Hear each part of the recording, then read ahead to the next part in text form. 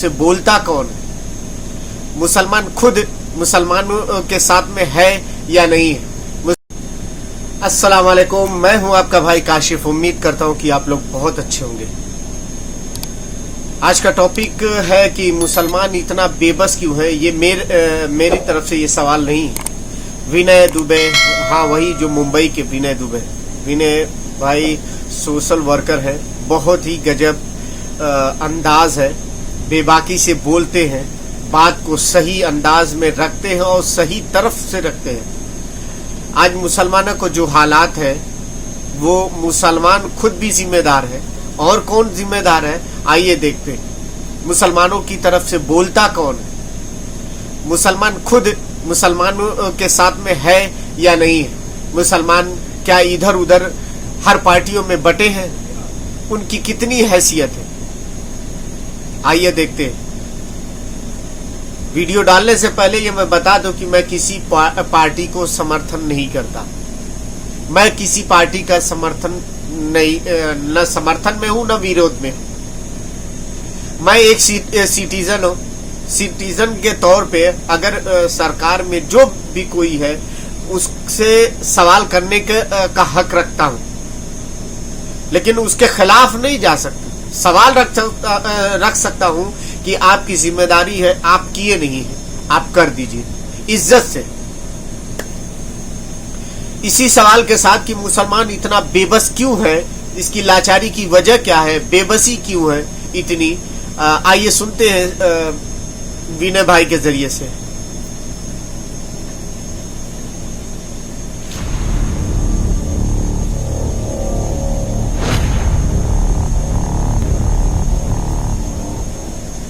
नमस्कार दोस्तों, मैं विनय दुबे मुंबई से। आज मैं किसी मुद्दे पर बात नहीं करने जा रहा हूं। आज मैं किसी विषय का विश्लेषण नहीं करने जा रहा हूं। आज मैं अपने दिल की बात आपसे करना चाहता हूं। मैं हमेशा से ये चाहता था कि आप सवाल करना सीखिए। मैं उस दौर में खड़ा रहा जब पूरा देश एक तरफ नफरत की आंधी में बढ़ रहा था, तबाही मचा रहा था। अगर कोई बंदा ट्वीट भी कर देता था तो उसे जेल हो जाती थी। उस दौर में भी मैं डंके की चोट पर लड़ा, सरकारों से सवाल पूछे, आपके मुद्दों को उनके सामने रखा और कोशिश किया कि उसके लिए आपको न्याय मिल सके। जहां मुझे लगा गलत हुआ, उस देश के कोने में मैं गया और वहां पर जाकर लात मारी, सरकारों के छाती पे चढ़कर सवाल पूछे। ये तो सही बात। चाहता था कि मेरे जैसे बहुत सारे लोग इस देश के अंदर ऐसे पैदा हो जो निडरता के साथ सरकारों से सवाल पूछे। क्या मेरा परिवार नहीं है, मेरे माँ बाप नहीं है, मेरी पत्नी नहीं है या मेरे बच्चे नहीं हैं? क्या मुझे डर नहीं लगता? फिर भी मैं खड़ा रहा, क्योंकि मैं नहीं चाहता था कि आने वाले भविष्य में जो चीजें नफरत की हवा मैं झेल रहा हूं, मेरा देश झेल रहा है, मेरे बच्चों को वो मिले। मैंने ये लड़ाई इसलिए शुरू की थी कि ताकि मेरे बच्चों को ये सब न झेलना पड़े, उन्हें हिंदू मुसलमान क्या होता है न पता चले। अगर इस नफरत की आंधी को आज नहीं रोका गया तो हमारे बच्चों का भविष्य खराब होगा। मैं वो एक सेल्फिश पिता था जो अपनी लड़ाई अपने बच्चों के भविष्य के लिए लड़ता रहा। क्या आपके अंदर उतनी हिम्मत नहीं है कि आप सरकार से सवाल पूछ सको? सरकार छोड़ दो यार, जिसके लिए आप काम करते हो कम से कम अपने मालिक से तो सवाल पूछो। कल देश के अंदर दो बड़ी घटनाएं होती हैं। समाजवादी पार्टी के उत्तर प्रदेश के सबसे बड़े नेता एक आजम खान नाम का एक बड़ा सा आधार स्तंभ समाजवादी पार्टी को पैदा कर इस मुकाम पे पहुंचाया कि वो मुलायम सिंह यादव के साथ कंधे से कंधा मिलाकर सत्ता हासिल कर सके। आजम खान ने उत्तर प्रदेश के तमाम मुसलमानों का वो रहनुमा बने, वो चेहरा बने, जिसकी वजह से आज समाजवादी पार्टी में मुसलमानों का अस्तित्व है। लेकिन जब यही आजम खान के ऊपर तकलीफें आती हैं तो अखिलेश यादव या तमाम समाजवादी पार्टी के नेता चुप क्यों हो जाते हैं?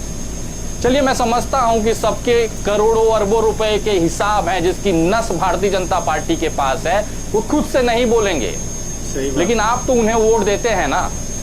एक मुसलमान से मैं पूछना चाहता हूं जो उत्तर प्रदेश में समाजवादी पार्टी को वोट देता है, क्या आपने आजम खान के विषय में अखिलेश यादव से कभी सवाल पूछा? डरते हैं कि शायद वो हमें डांट देंगे। अरे वो मालिक नहीं है, मालिक वो मतदाता है जो वोट देकर इन्हें नेता बनाता है। जब आपके रहनुमा आपके नेता के ऊपर प्रॉब्लम आती है, उनके ऊपर प्रताड़नाएं दी जाती है, वो बंदा वीडियो बनाकर ये कह रहा है कि दुआएं जारी रखिए, जुल्म जारी है। आज उस आजम खान को क्या महसूस होगा कि जिसने पूरी जिंदगी अपनी उस मुसलमानों के पीछे लगा दी, इस देश के अंदर, उत्तर प्रदेश के अंदर उन्हें सम्मान से जीना सिखाया, वो समानता का अधिकार दिलाया, आज वही अपने आप को अकेला महसूस कर रहा है। एक ट्विटर पे ट्वीट कर देने से क्या हमारी जिम्मेदारियां पूरी हो जाती है?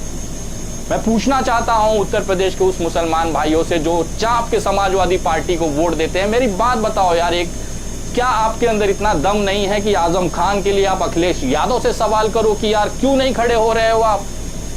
अगर अखिलेश यादव दिल से चाह लेते तो आजम खान को इतनी यातनाएं नहीं झेलनी पड़ती। मुलायम सिंह यादव के साथ कंधे से कंधा मिलाकर आजम खान ने पूरी जिंदगी बिता दी इस उम्मीद में कि कल को मुझ पर कोई संकट आएगा तो ये मेरे साथ होंगे, लेकिन इसके उलट समाजवादी पार्टी उन्हें क्या दे रही है? जिल्लत की जिंदगी। भारतीय जनता पार्टी के वार हो रहे हैं उसके ऊपर, उसको बचाने के लिए, बचाना तो छोड़ दीजिए, उसके बारे में सोच तक नहीं रहे हैं। मिसाल बहुत गजब दे रहे हैं, पूरी खाना पूरी हो जाती है।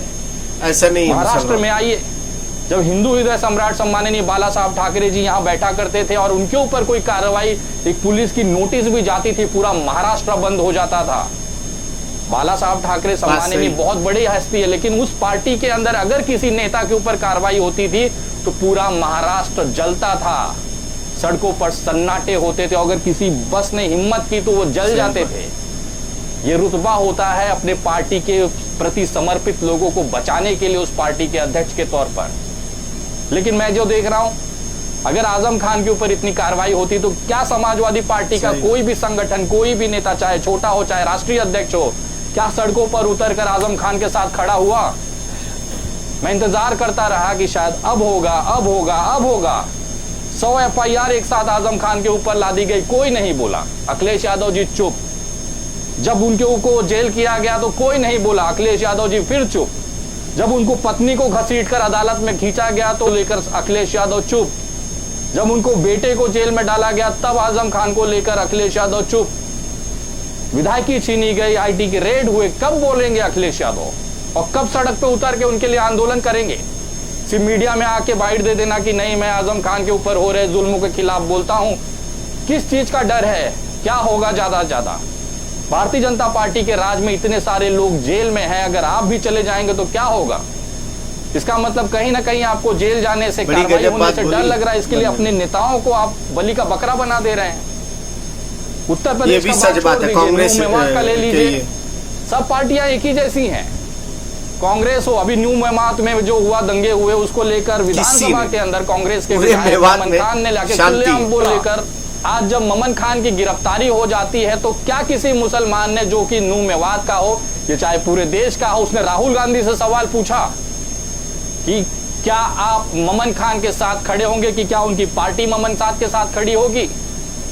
कोई कुत्ता नहीं दिखाई दिया। मुसलमान का वोट चाहिए, जब चुनाव नजदीक होगा तो टोपी पहन के जाकर इफ्तारी करेंगे, मस्जिदों में जाके चादरें चढ़ाएंगे, नमाज पढ़ने की कोशिश करेंगे, और जैसे ही चुनाव बीत गया, रिजल्ट आ गया तो 5 साल मुसलमान मरता रहे, हमें क्या दिक्कत है?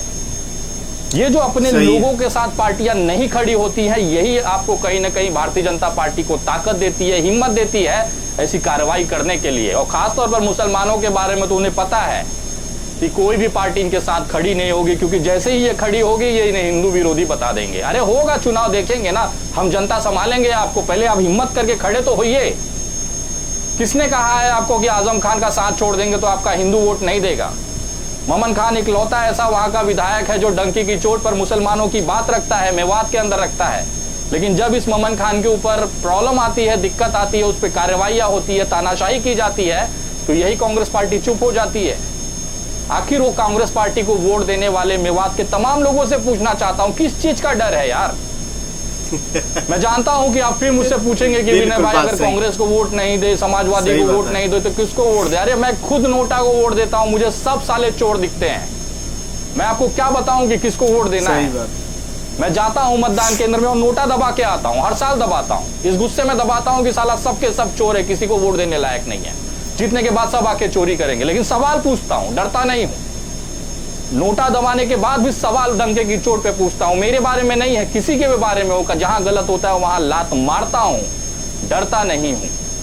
जब इतना सब हो के 50 से ऊपर केसेस चल रहे हैं, हर जगह तारीखों पे जाना पड़ता है, पुलिस FIR होती है, गिरफ्तारी होती है, जेल जाता हूं बाहर, आपको तो पता भी नहीं चलता है।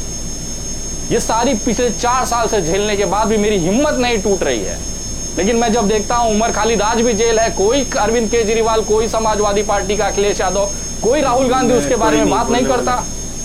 वोट उमर खालिद के कम्युनिटी का सबको चाहिए, लेकिन उमर खालिद के बारे में बोलेंगे तो बाप रे बाप आतंकवादी हो जाएंगे। किस चीज का डर है? वैसे भी वो कौन सा हिंदू है जो आपको वोट देता है?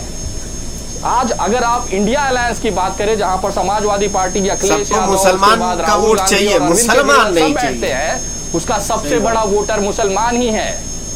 लेकिन जब मुसलमान के ऊपर बुलडोजर चलाया जाएगा, उसकी बेटियों के हिजाब सड़कों पर खींच लिए जाते हैं, तो कोई भोसड़ी वाला आवाज नहीं उठाता, किसी के मुंह से चू नहीं निकलती। और यही जब वोट लेना होता है तो गली गली जाके वो टोपी पहन लेंगे, वो वोट लेंगे और नमाज पढ़ने लगेंगे, चादर भिजवाने लग जाएंगे। ये इसलिए होता है कि उनको पता है कि जो मेरे को वोट देता है वो जाएगा कहां पर। मैं आप तमाम लोगों से बोलता हूं कि यार राजनीति होती रहेगी, आती जाती रहेगी, लेकिन कम से कम अपने आत्मसम्मान को मत बेचिए। आप वोट देते हैं, आप मालिक हैं, वो वोट लेते हैं, वो मालिक नहीं है। सवाल पूछिए, जब भी आपके ऊपर अत्याचार हो तो पूछिए राष्ट्रीय अध्यक्ष से कि क्यों चुप बैठे हैं, सड़कों पे उतरिए। आंदोलन करने का अधिकार हमें हमारा संविधान देता है। अहिंसात्मक तरीके से कानूनी परमिशन लेकर क्यों नहीं सड़क पे बैठा जाता, आंदोलन किया जाता, आमरण अनशन किया जाता कि हमारे लोगों के ऊपर अत्याचार हो रहा है, इसको रोकना चाहिए। नहीं होगी। किस चीज का डर है कि धूप लग जाएगा, रंग काला हो जाएगा? अरे यार, संघर्ष के बिना सत्ता हासिल नहीं होती है। आज समाजवादी पार्टी कितनी भी ताकत लगा ले, लेकिन जब तक वो सड़क पर उतरकर लाठी नहीं खाएगा, सत्ता तो दूर की बात है, वो सम्मानजनक आंकड़ा भी नहीं पहुंच सकता, चाहे वो विधानसभा हो चाहे लोकसभा हो। आप सोचेंगे मैं एसी में बैठ जाऊं, हमारे कार्यकर्ता को लड़ाऊं, वो क्या फ्री में आते हैं? उनका जिंदगी नहीं है। आपके लिए वो जाके आंदोलन करते हैं, पुलिस उस पर FIR करती है, जेल जाते हैं, कोई कुत्ता देखने नहीं जाता वहां पर कि जेल में उसके हालात क्या है। जमानत तो बहुत दूर की बात है। वो वहां पर उस जेल के बाहर, दरवाजे पे, पुलिस स्टेशन के बाहर, अदालत के बाहर अगर कोई खड़ा मिलता है तो सिर्फ उस जेल जाने वाले कार्यकर्ता के माँ बाप, भाई बहन ही दिखाई देते हैं। सिर्फ 2 दिन तक, जब तक वो मामला चर्चा में है, तभी तक जिला अध्यक्ष और राष्ट्रीय अध्यक्ष कांटेक्ट में रहते हैं। उसके बाद मरने तो हमें क्या है? ये बैठेंगे आराम से अपने कार्यालयों में, एसी में बैठ के बड़ी बड़ी सभाएं करेंगे, और मरे कार्यकर्ता वोट देने आप जाएंगे और आप पे लाठी चले तो आप पूछ भी नहीं सकते कि भैया बचाओगे कि अपना वहां पे मशरूम रोटी ही खाओगे। बचपन में मैंने एक कहावत मेरे बुजुर्गों से सुनी थी कि कम से कम वो दुश्मन ज्यादा सम्मानजनक है जो सामने से कहे कि दुश्मन है। अपने साथ में चलकर अपने आप से गद्दारी करने वाला कम से कम वो दोस्त, उससे बड़ा अपमानजनक और गद्दार नहीं मिलेगा जो आपके साथ खड़ा होकर आपके मुसीबत में साथ न दे। भारतीय जनता पार्टी सामने डंके की चोट पे कहती है कि भाई हम मुसलमानों का नहीं कुछ भला करेंगे, हम उनकी ऐसी तैसी कर देंगे, बुलडोजर चलाएंगे, उनको जेलों में डालेंगे। कम से कम वो सम्मानजनक है, सामने से बोलता है। लेकिन आपके साथ आपका हाथ पकड़ के बोलेंगे नहीं मैं आपके साथ हूं, आपके हर सुख दुख में खड़ा हूं, और जैसे दुख आएगा सबसे पहले यही भागेंगे। क्यों भागेंगे भाई साहब?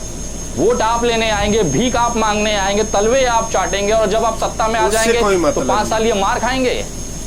मैं पूछना चाहता हूं उस देश के तमाम लोगों से, चाहे आप किसी भी जाति से बिलोंग करें, आप किसी भी कम्युनिटी से बिलोंग करें, अगर आप किसी पार्टी की विचारधारा के साथ जुड़े हैं तो उसके नेताओं से सवाल पूछना सीखिए।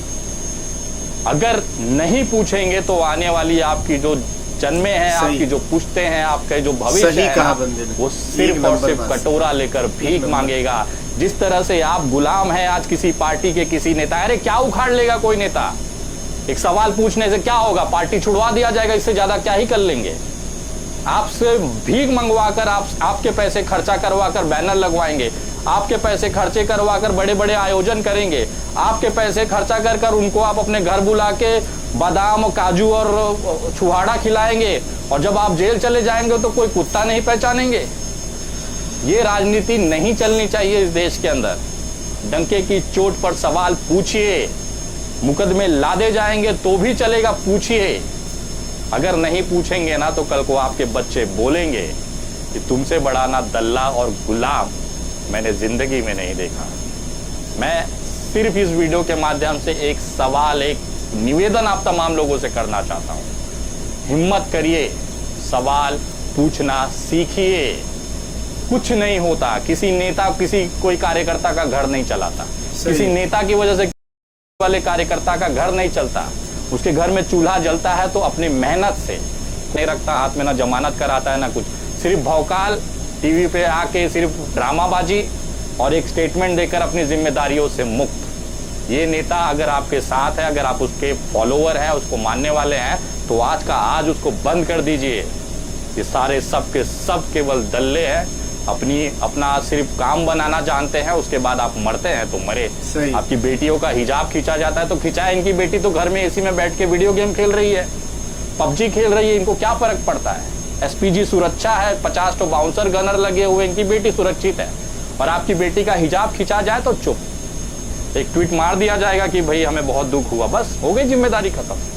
और आप बढ़ बढ़ के लाइन लगा लगा के अपना पैसा खर्चा करके अपना पेट्रोल जला के इनके लिए वोट की भीख मांगते फिरेंगे गली गली। वो जानते हैं कि जाएगा कहाँ साला। मैं आज भी कहता हूं, अपने आत्मसम्मान को ना बेचिए मत।